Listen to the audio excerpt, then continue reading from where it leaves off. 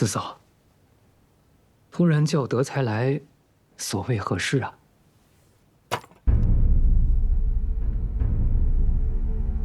这是何物啊？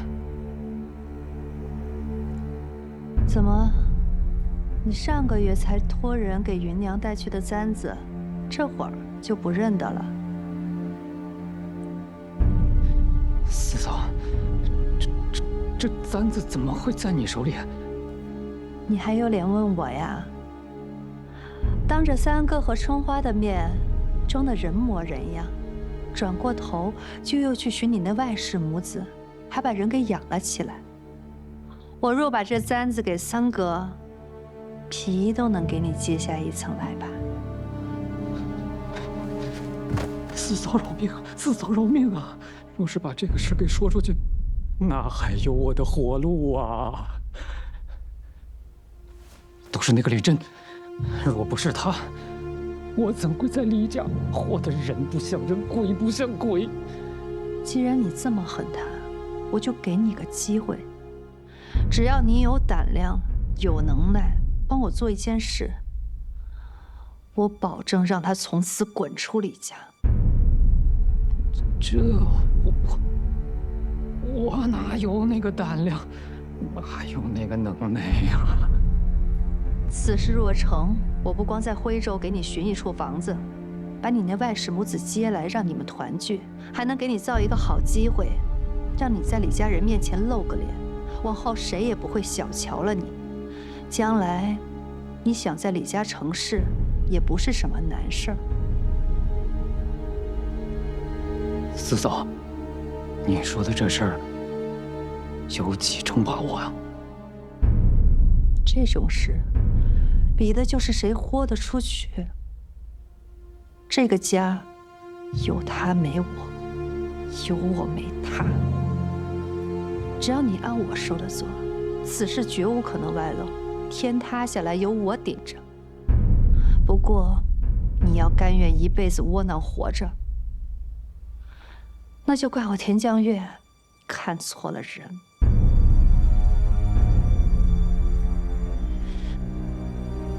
从春花到李景东，正日防我就跟防贼一样。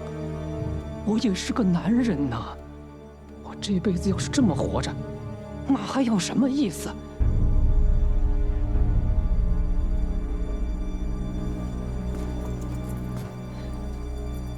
此事德才应了，任凭四嫂吩咐。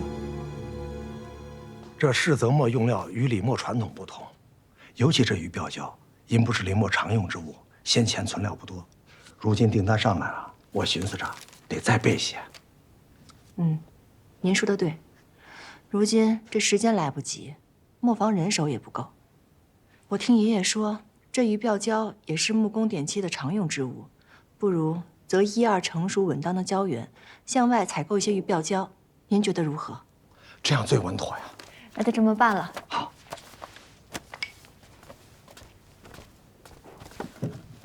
春花姑姑，您怎么来了？姑姑，这是松萝茶，您尝尝。哎，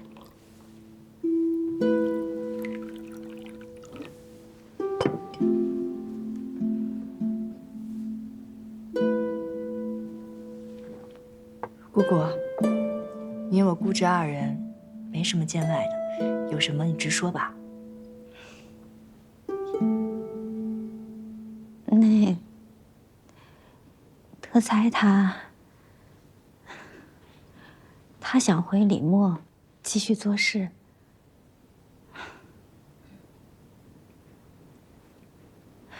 真娘，你别误会，我知道你心里的顾忌，我也没有真的原谅他。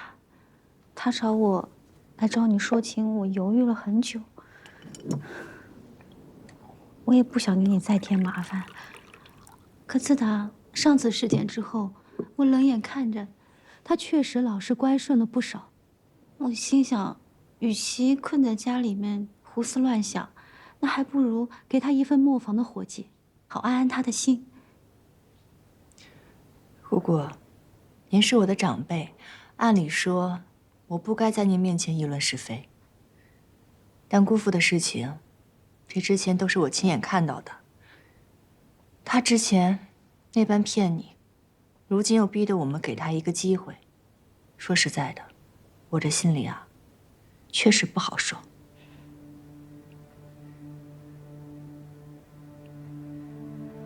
我又何尝不憋屈呢？可德才到底是润哥的爹，我不忍心润哥看着他爹成日困在家里，就这么窝窝囊囊的活着。润哥现在还小，无知无觉的倒也没什么，可等他再大一点呢，那难免要被人戳脊梁骨的。既如此，那便让他来吧。真的？姑姑，你一时半刻也摆脱不了他。不若，就把他放在磨坊里，牢牢地看着他，让他先从最底层的磨工开始做起，搓磨搓磨他的性子。若是日后真的有了悔改之心，想好好做磨，我再跟景东叔商量如何安置他。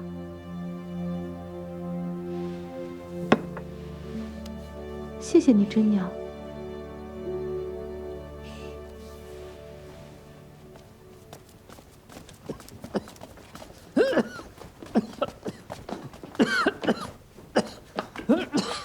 你初来磨坊，就从搓灯草开始做起吧。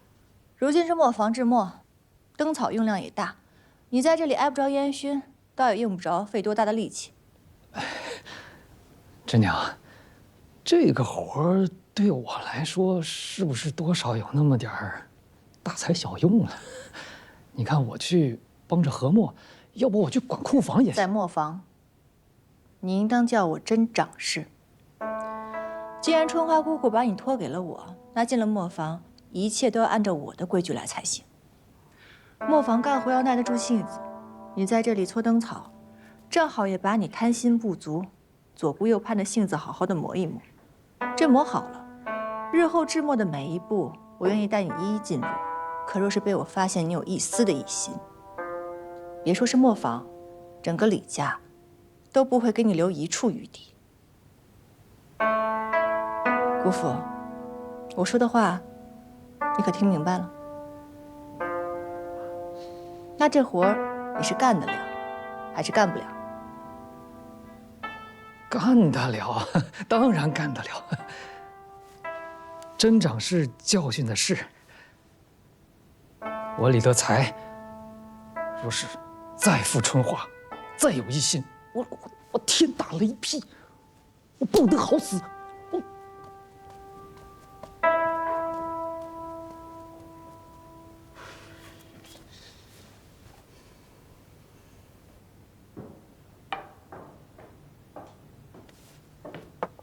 景东叔，那个混账东西呢？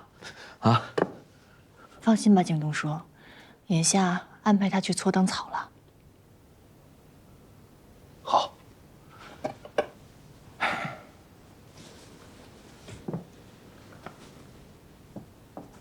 我就不相信李德才能老老实实的在磨坊待着。说实话，我也不信。但与其整日这样担心，不如就把他放在磨坊里，牢牢地看着他。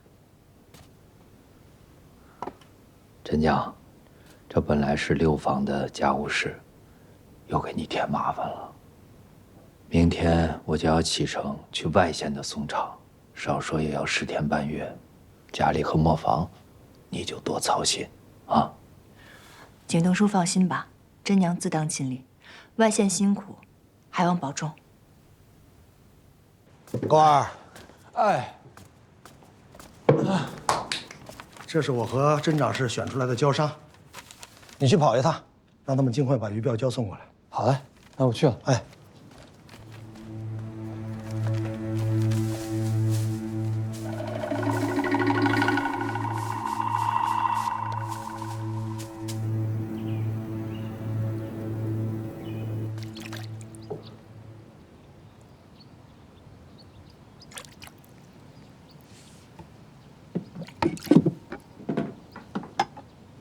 就放心吧，我的胶啊，绝对没问题。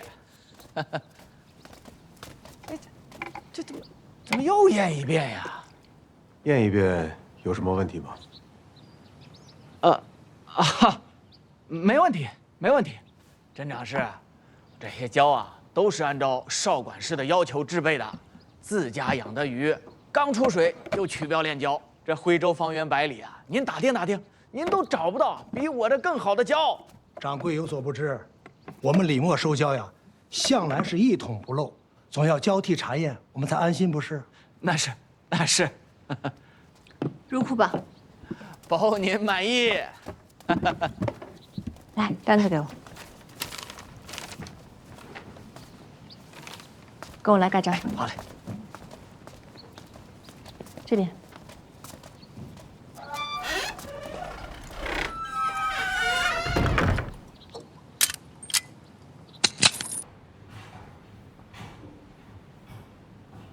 大家再加把子力气啊！口胶其实还不错。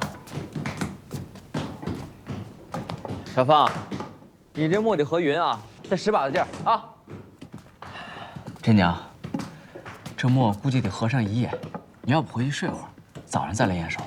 哎，不行了，我不踏实，我还是跟你们一起吧。今年雨季来的早一些，这胶放不住。各位，辛苦大家啊，得连夜赶工了，劳烦大家再使点劲儿。好。这里的气味实在难闻，你待在这也是等，要不你进里面去，好了我叫你。行，那我先进去待会儿，一会儿来替你。好，辛苦了，哲振哥。放心。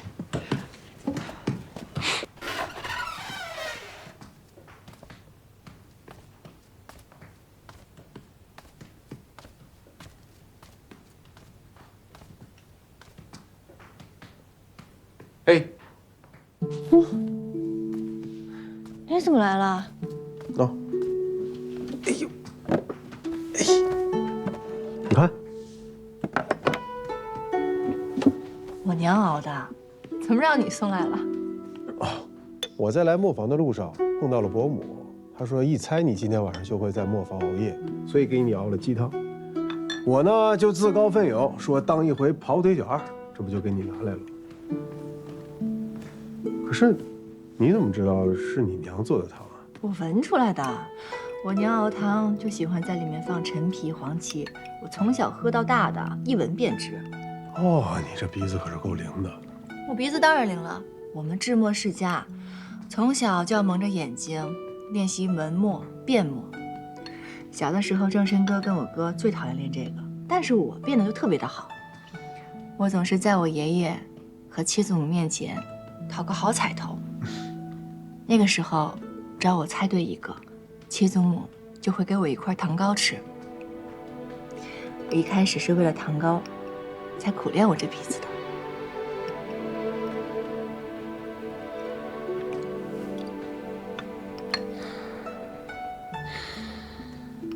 等七祖母醒了以后，我就把一元墨和世泽墨拿去给她看看，到时候再向她讨2块糖糕吃。之前呢有七言古墨和福锦墨，现在又有一元墨和世泽墨，我相信你将来会做出更多更好的墨来，到时候七老夫人全都可以看得到。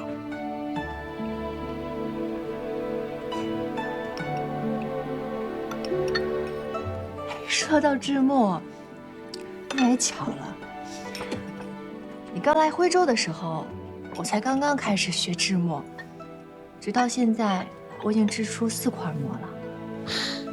像那些老的制墨家，包括我爷爷在内，一生最多也不过是做出几块好墨。我能有这样的机缘，竟都跟你有关。哼，那你就得说，我的眼光天下独一份儿，投谁忘谁。也不知道是谁，因为过墨一事把自己差事都弄丢了。哎，你还是好好跟着我，想想怎么咸鱼翻身吧。不过就算你以后官复原职，咱们还是可以一起做世泽墨的生意嘛。咱们把这世泽墨卖到京城去，若是能卖给哪个状元郎，那咱们可就赚大了。好，好，好，我就等着了。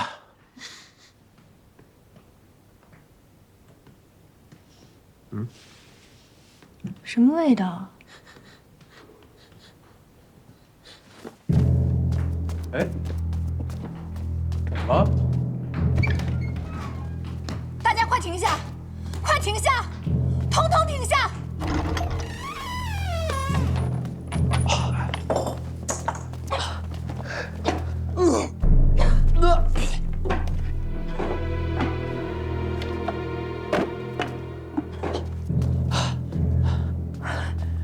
果然，这胶怎么全坏了？真娘，我看了，牛皮胶还好，就这鱼鳔胶，这玩意儿最怕受潮，是不是下雨弄的呀？这阵雨不碍事的，况且这些墙壁都混了防潮的花胶，纵使是地面反潮，一夜之间也不至于此。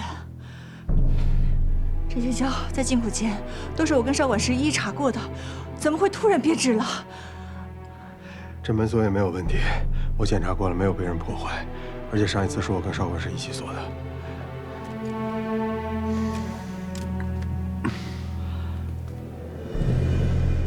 车神哥，启东家，今晚所有河的墨、熬的胶，通通不能倒。还有，今晚河墨的工人们，让他们暂且在这里先住一晚上。这件事情调查清楚之前，务必要保密。放心吧，钥匙给你。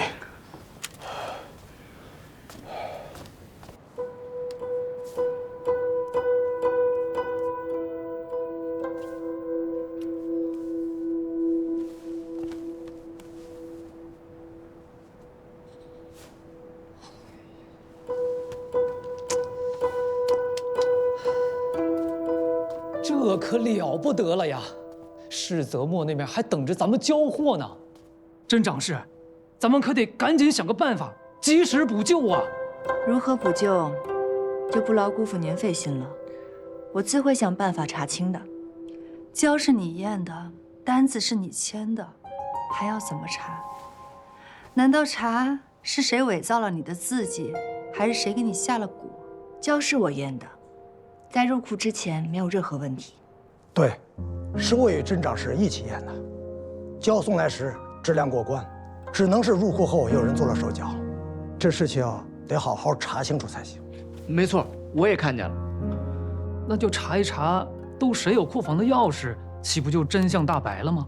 库房的钥匙，我与少管事还有景东说，各自有一把，那不就得了？大嫂啊，咱们家行事历来公正，如今三哥不在，这里只有您能做主。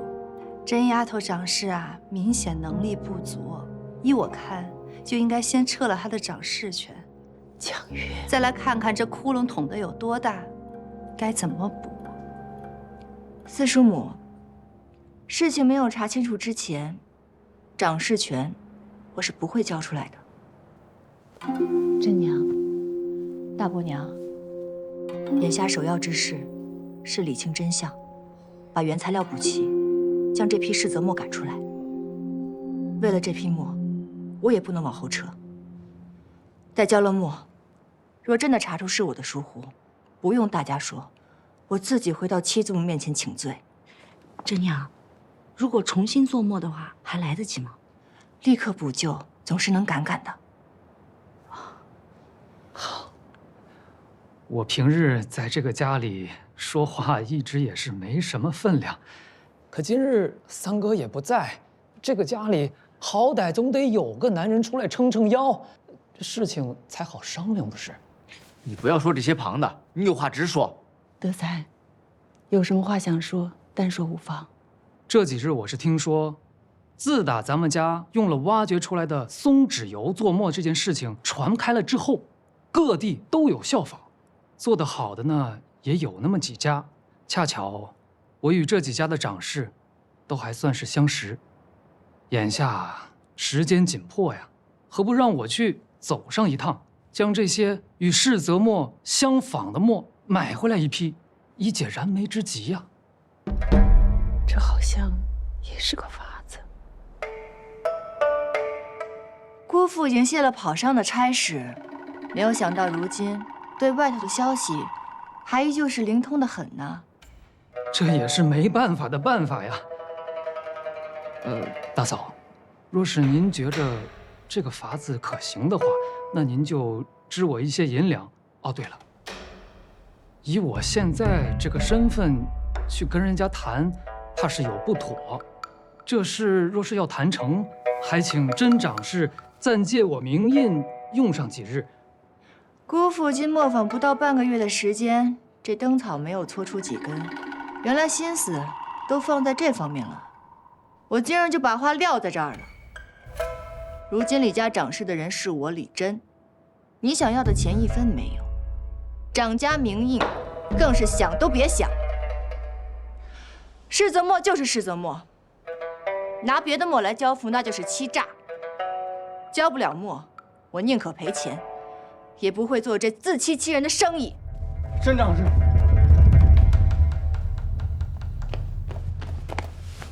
甄长士，张术士带着学政来磨坊了。学政，他们去磨坊做什么？术士听说世泽墨出了问题，前来讨个说法。听说，又是听说。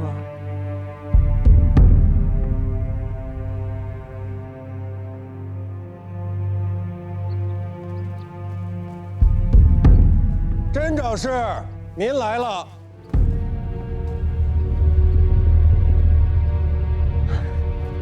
学政大人一早来访，李默长是李真有事远迎，还请见谅。李长师，李默研制的世泽墨，造福徽州寒门学子。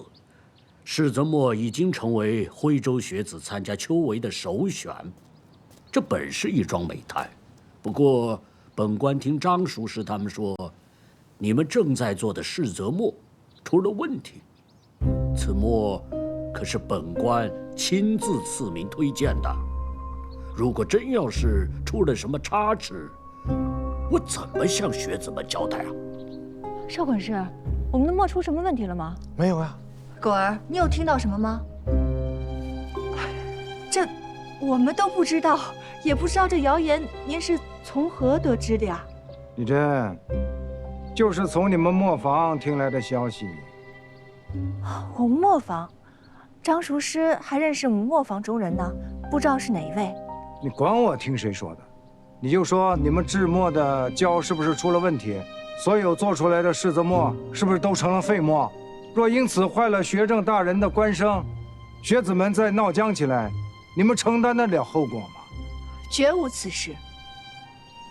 学政大人，我们李默在徽州已有100余年的声誉，从来没有做过失信的生意。李真向您保证，交付日期一到，李默必如数交付。既然你说墨能如实交付，那就带大家去看一看我们订的墨是不是真的没什么大碍。请。哎，大人有所不知，我们制墨有一规矩，制墨重地，闲人不可亲近。什么破规矩啊！我看你就是心里有鬼。我们甄长士还没让您进呢。大人，您有所不知，这制墨程序复杂，稍有不慎就有变质的风险。况且这交付日期尚未到，本就没有上门为难我们的道理。若是强行进入了，这墨真坏了，那到时候我如何向学政大人您交代呀？这若是学子们都闹起来，到时候是去找学政大人闹，还是去找张术师您闹呢？张术师，磨坊有磨坊的规矩，咱们就不要去破坏这种规矩。多谢大人。秋闱大事，不得儿戏，还请尔等好自为之，别让我为难。李真明白，恭送大人。恭送大人。这个是大事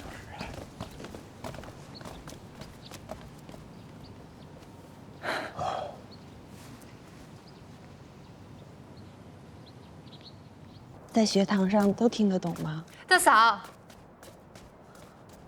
我有话想跟您说。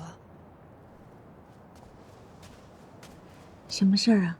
您到底什么打算呀？我听说那丫头连学政都敢骗，今日是唬过去了，可是将来万一交不上货呢？您难道就眼睁睁地看着李家受她牵连不成？你的意思我明白，但是我们应该相信真娘，相信她这个家就要完了。大嫂，我是犯过错，可是我是李家的媳妇儿，我的心是向着李家的。李真不是，他一个被我们赶出家族的人，纵有千好万好，他心里能不记恨吗？说到底，终究不是一家人。你面上宽容，心里头不得不防啊。那依你的意思，应该怎么做呢？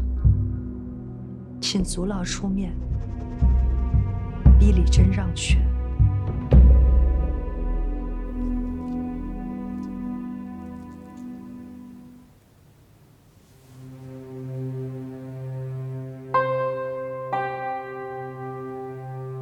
眼下时间紧迫呀，何不让我去走上一趟，将这些与世泽墨相仿的墨买回来一批，以解燃眉之急呀。世泽墨就是世泽墨，交不了墨，我宁可赔钱，也不会做这自欺欺人的生意。世泽墨已经成为徽州学子参加秋闱的首选。如果真要是出了什么差池，我怎么向学子们交代啊？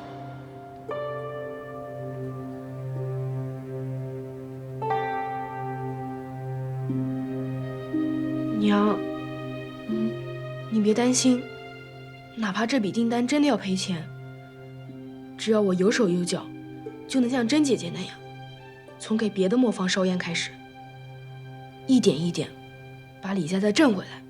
好孩子，你现在最重要的就是好好念书，其他的事情你都不用管，啊。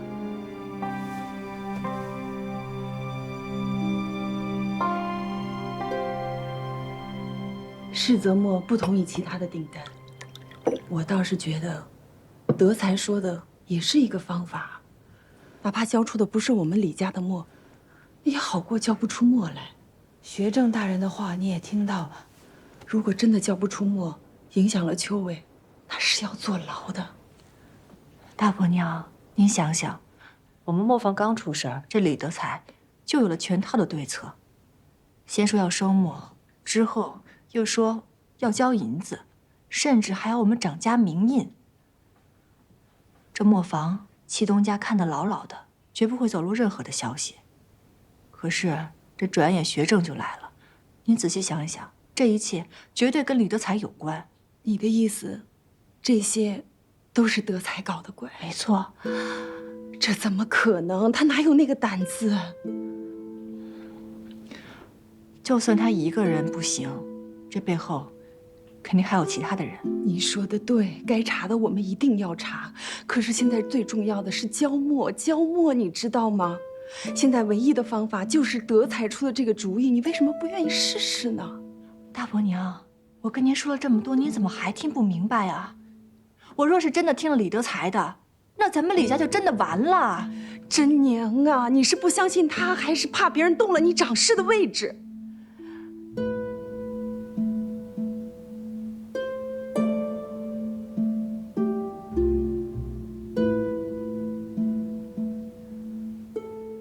这掌事权是戚祖母亲手托付给我的，若是收，也得是他老人家亲自收回去。李墨，我不会交给别人的。大伯娘，这磨坊还有其他的事情，我先去忙了，您也好好想想吧。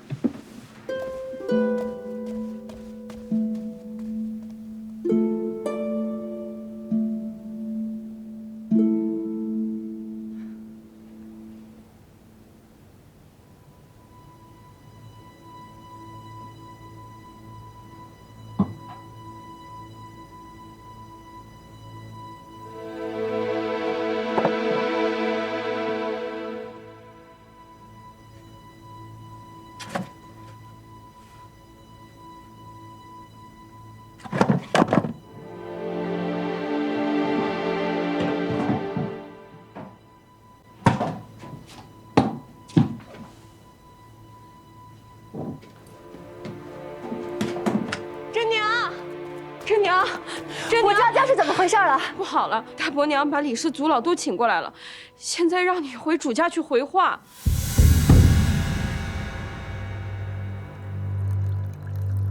子拉请。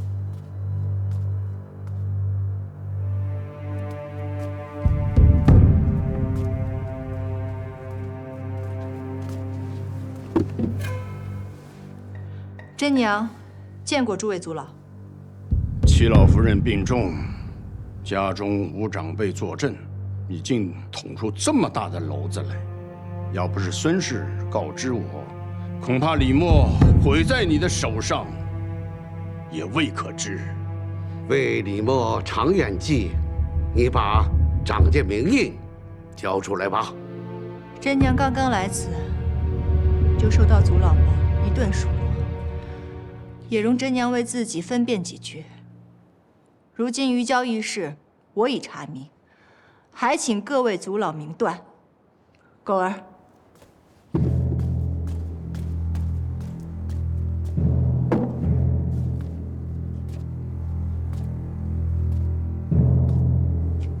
有劳四叔母。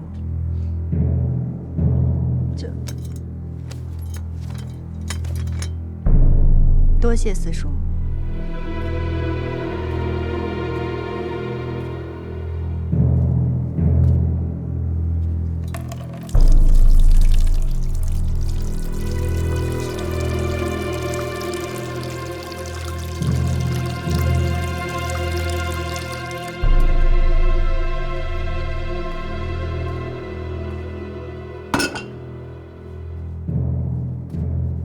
诸位族老，请看。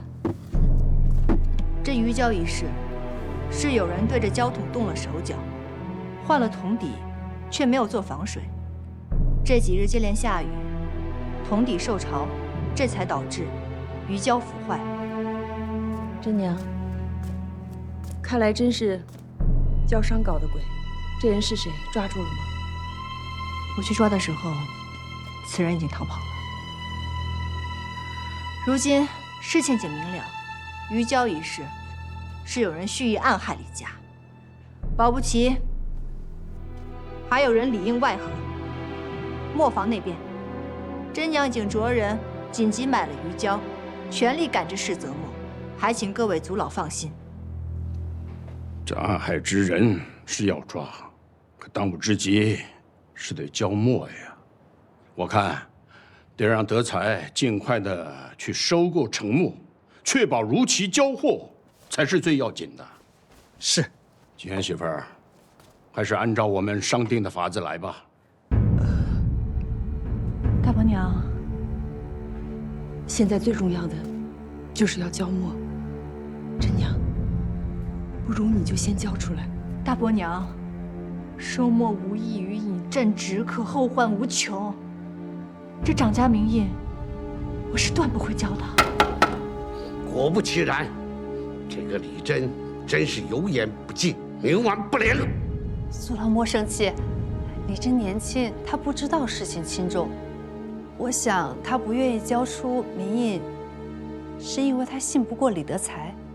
媳妇儿倒是有一个法子，不如让李真将名印交给大嫂，由大嫂和德才一同去收墨，既可以服众，也可以解了眼前的燃眉之急。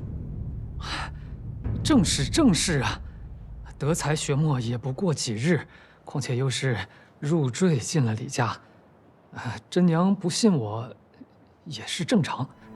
但是，若大嫂能一同前去，此事定当更加稳妥呀。我觉得这法子可行。景元媳妇宅心仁厚，在戚老夫人身边最久，正事你来办。德才，哎，你辅佐一下。是。李德才，我真是给你脸了是不是？我不信你，难道你自己不知道为什么吗？你饲养外室在先，又瞒着春花姑姑倒卖生妻敛财。若不是春花姑姑一再苦苦相求，我又怎会放你来磨坊上工？刚来磨坊没有几日，便出了这鱼胶之事。你此等吃里扒外之人，又怎会如此好心对李家？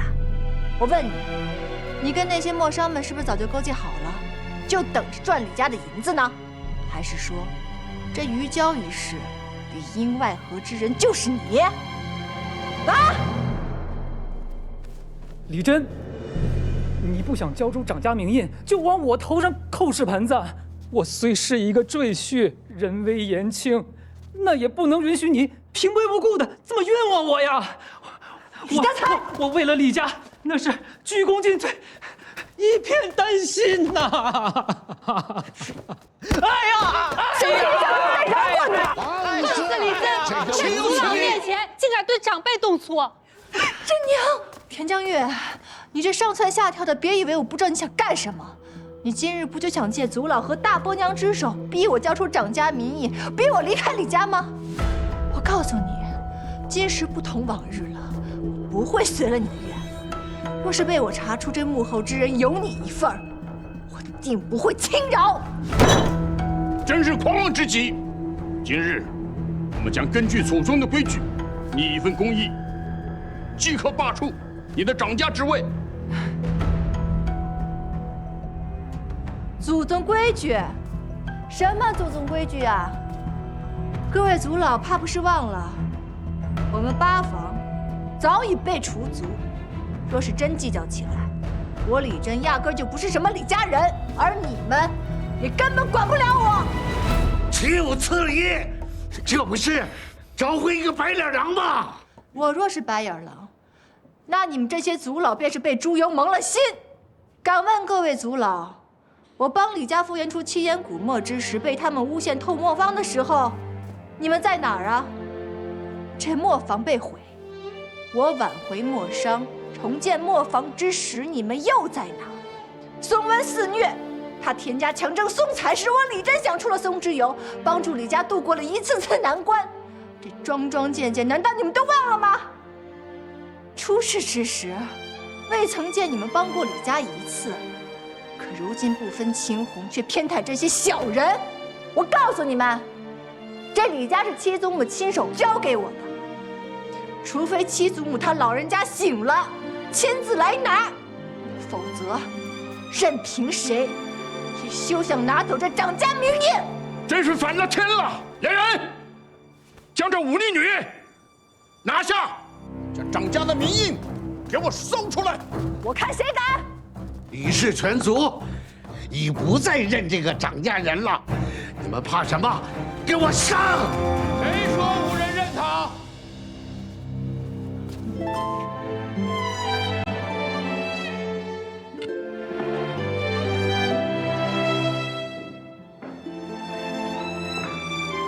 景东叔，您回来了。嗯。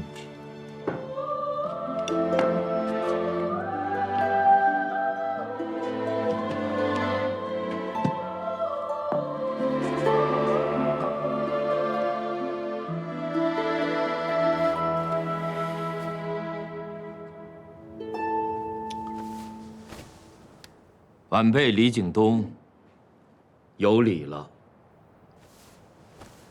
各位长辈，请安坐。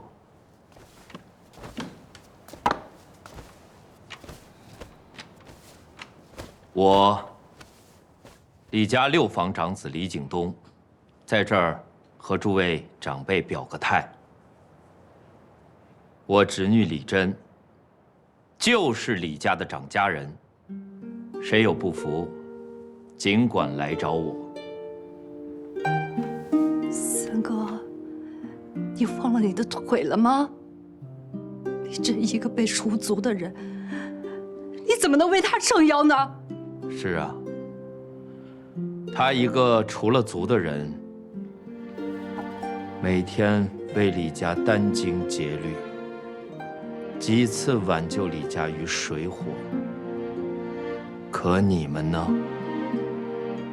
几次三番，使绊子，泼脏水。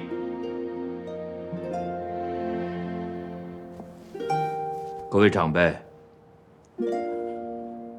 我侄女李真，我可以一力担保，请给她5日的时间，届时一定给大家一个真相，并且给出按时交付订单的法子。诸位长辈，你们觉得可好啊？要是5日之后还没有说法呢？那我便自行退权，绝不会让各位族老为难。那好吧，今日之事就此作罢。5日之后再见分晓。各位长辈，慢走。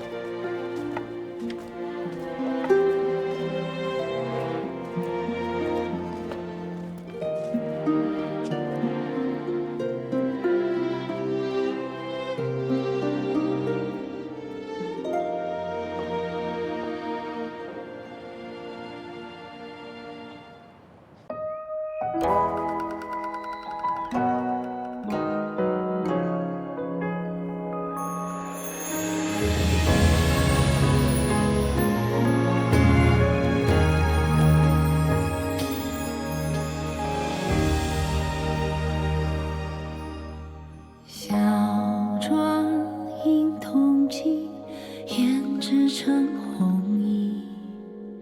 回墙青砖掩饰里，孤雁落成萍，孤芳难自已。过往细细无归期。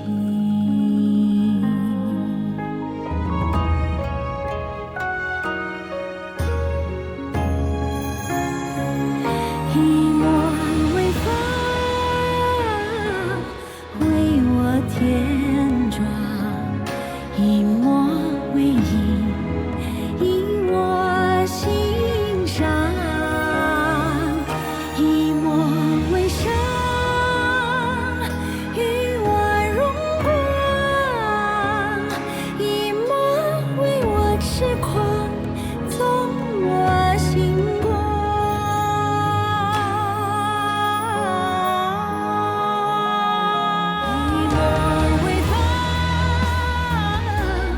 为我添妆，一抹微影引我心上，一抹微伤与我荣光，一抹为我痴狂纵我心光。